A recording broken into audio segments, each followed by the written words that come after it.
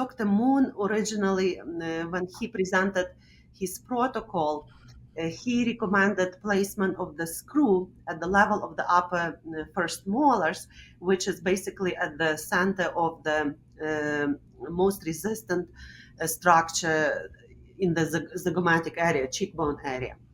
And the idea was great, but it wasn't substantiated by any research. So theoretically, it made sense, but when anatomically speaking, when you look at the position of that screw in relationship to the length of the upper jaw from the front to the back, if there are any orthodontists that are listening to this podcast, I would say from the PNS to the ANS, the expander was placed too posteriorly, so there was less likelihood for you to split the thickest portion of the maxilla, which is in the front, because it was placed too far away from it. Plus, in a very large percentage of patients, the area where we would place that screw at the level of the first molars, the bone is very thin. So you have thin bone, and you are off the center of maxilla when you measure the length of the maxilla at the level of mid-palatal suture from PNS to ANS. So you're off center. And this is why a lot of doctors that took a course and started to place those expanders started to get a lot of failures. I had a failure on my very first two cases when I took a course and I placed it exactly where he recommended.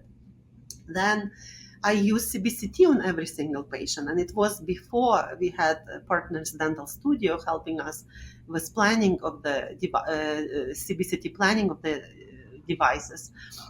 So I said, like, it's nonsense to place the screw so far back. We have to at least place it in the center of the upper jaw from the front to the back, or more anteriorly to engage the bone. So the goal of placing more anteriorly in the past, for me personally, when I was teaching, was to get a split, because if you place it too far back, you may not even get a split, so it's a 100% failure. But if you place it to the front, I started to get split on everyone in females, any age. The age then became unlimited, and in a lot of males between age 25 and 30, and all of the males under age 25 split if you place it more anterior. The second question becomes, what kind of split are you getting? Is it getting more conical, you're getting more expansion in the front, less expansion in the back, or sometimes no expansion in the back? To the horizontal palatine suture, some patients didn't even split past that horizontal palatal suture. So the majority of the patients did get split all the way from the front to the back, but it was more anterior in a lot of patients. The question becomes, how is it going to impact the airway if it doesn't split in the back, or if it splits more in the front and less in the back? Honestly, there is no answer. We are not sure. Theoretically, again, it makes sense that you should split all the way to the back. But we didn't do the research to compare like the airflow in patients if they only open in the front or if they open all the way from the front to the back. So we have no research. We just have a good theory here. So the goal was to get a split was a success, maybe like 5 years ago.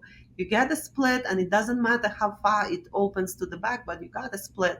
Now you can open up the maxilla, now you can align the teeth, and you open up the majority of the nasal cavity. Some patients have a problem with breathing mainly in the anterior nasal valve. So anterior expansion is great for these patients. When it comes to sleep apnea and opening it in the back and maybe stretching those pharyngeal musculature, I don't know. I think it's open from the front to the back. I agree with Dr. Casey Lee. I have seen his cases where I didn't open parallel from the front to the back as he is claiming.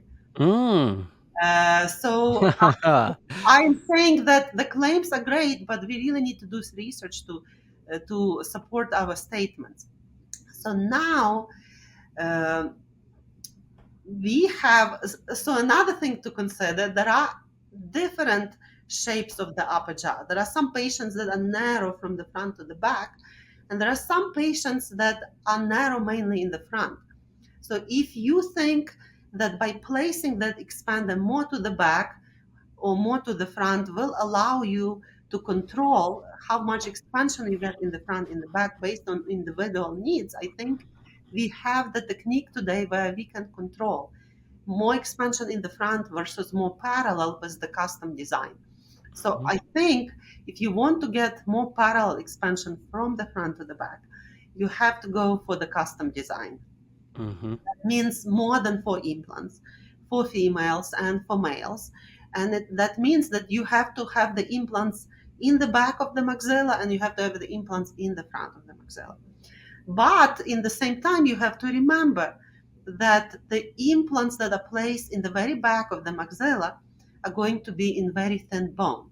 Mm. And in the very back of the maxilla, and it's very difficult to explain this without imaging, we could have imaging supporting what we are talking.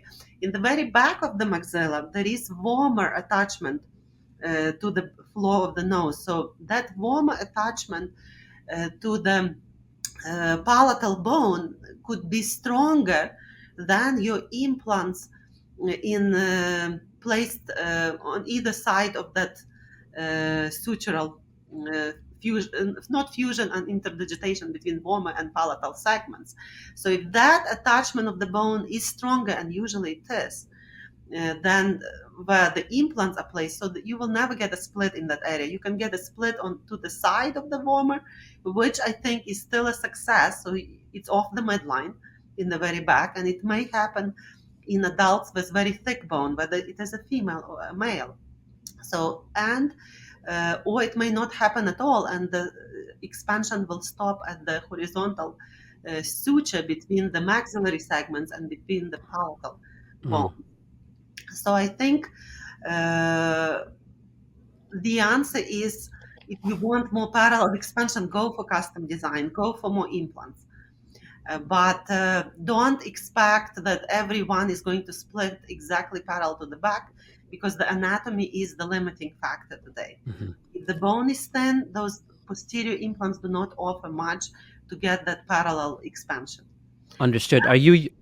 I'm sorry for interrupting. Another thing to finish this answering this question is, Mm. then what about surgery? So some people say that we could do Mm. a surgical expansion.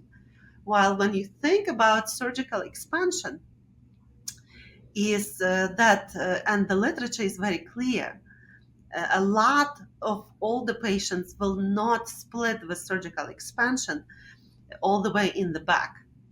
So most of the surgical expansions in patients with thick bone older than 22, if you are lucky, it will split to the back, but there are going to be a big percentage of patients that it will never split in the back, What because do you mean when you say surgical expansion, doctor? Are you talking about piezo? I'm talking about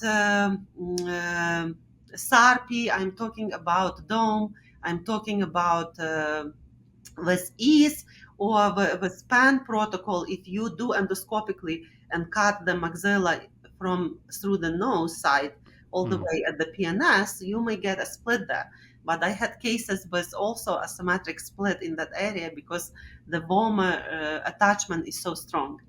Mm-hmm. And it's very Mm-hmm. difficult to cut it even with the piezo or whatever burr the surgeon is using. So I'm Mm-hmm. just saying that you don't expect that just because you do the surgery, that you with piezo you can never go that far other than like through the oral cavity. But even with piezo you may not get the full split in the back the way that you want it to split.